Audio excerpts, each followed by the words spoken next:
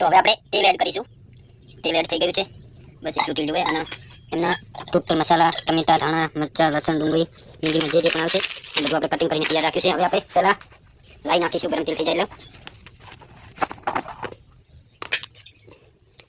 રાઈને પહેલી એડ કરીશું. આટલી રાઈ નાખવી. અને તમારે જે મેગીનો મસાલો આવે એ મેગીનો મસાલો યુઝ કરવાનો જ નથી.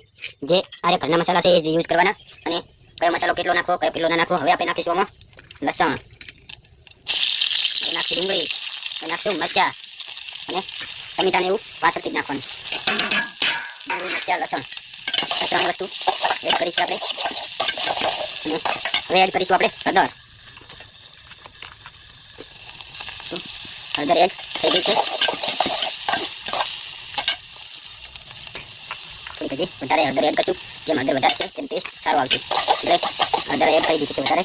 પછી આપણે જ્યારે મરચું એડ કરીએ ત્યારે ધ્યાન એટલું રાખવાનું છે કે મરચું બળી ના જાય. અને મરચું કેવી રીતે એડ કરવું તો જોજો કે આ મરચું નાખ્યું, મરચું નાખીને તરત ટામેટા નાખી દેવા. એટલે ટામેટામાં પાણીનો રસ હોય, એના કારણે મરચાં બળે નહીં. મરચું પણ એડ કરી દીધું છે આપણે. અને તમે આવી રીતના મેગી બનાવશો તો 100% તમને ફૂલ ટેસ્ટ આવશે મેગીનો. એકવાર ટ્રાય કરીને જોજો. પછી હવે આપણે એડ કરીશું થોડું નોર્મલ પાણી, એક ઘૂંટડા જેટલું. એના કારણથી મરચું બળે નહીં. અને ધાણા લાસ્ટમાં એડ કરવાના રહેશે. આનો મસાલો એકદમ ટેસ્ટી મસ્ત સુગંધ આવે છે. અને હવે એડ કરીશું આપણે અંદર મેગીને એડ કરીશું. તો અચ્છા ને આમ અંદર તમે આવી રીતના મેગી નાખી દો તો છૂટી પડી જાય આપોઆપ. તો અંદર જે મસાલો આવે છે એ મસાલો યુઝ કરવાનો આવતો નથી. કે મેગી ભાવશે નહીં, ટેસ્ટ સારો નથી આવતો એ મસાલાના કારણે. ઘરના મસાલાથી મેગી બનાવશો તો એકદમ ટેસ્ટી મેગી બનશે. બસ પાણી આટલું જ એડ કરવાનું હોય છે. વધારે પાણી ના નાખવું, નકર મેગી બગડી જાય છે. જ્યારથી કરીને મેગીને મસાલો ડૂબે એટલું જ પાણી. આ એક મેગીમાં 1 ગ્લાસ જેટલું પાણી હશે. એટલે તમારે પણ આટલું જ પાણી એડ કરવું, વધારે એડ કરવું નહીં. તો હવે બને એટલે બતાવીએ. હવે આપણે આમાં એડ કરીશું મીઠું અને ધાણા. તો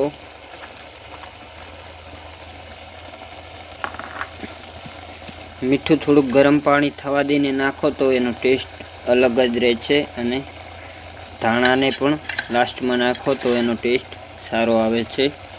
અને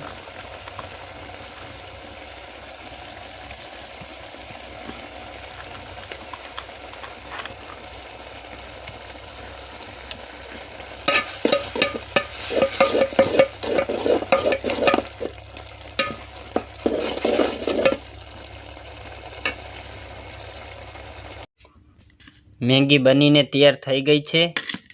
કેવી છે? એકદમ ટેસ્ટિંગ મેગી છે. મેં ટેસ્ટ કર્યો. તો આવી રીતના બનાવો તો મેગી તમને 100% સારી લાગશે.